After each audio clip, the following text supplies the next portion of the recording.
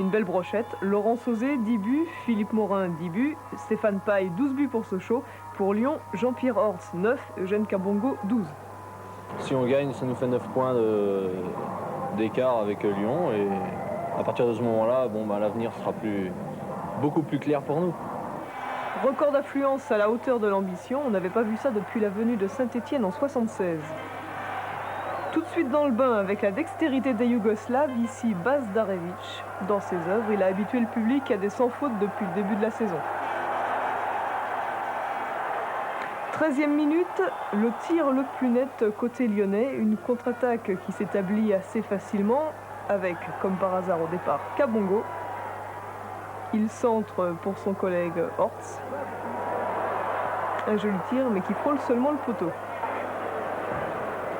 Ils ont préparé ce match dans de bonnes conditions. Ils se sont présentés avec un moral certain. Et le match a tourné, je pense, sur l'exploit de Morin, après que nous ayons raté une occasion de but très nette, alors que le score se trouvait être de 0-0. 33e minute et l'exploit de Morin en question, le voici. Encore Bas Darević pour trouver une ouverture lumineuse. C'est réussi. Tir croisé pour Morin et 1-0 pour Sochaux. Et personnellement, Morin marque son 11e but. Une minute plus tard, centre de Lucas, le capitaine. Il cherche Stéphane Paille, la volée et opposition de Lemasson. 39e minute, la seule deuxième vraie occasion lyonnaise de la mi-temps. Hortz qui pivote pour Kabongo. Encore un tir croisé qui frôle le montant.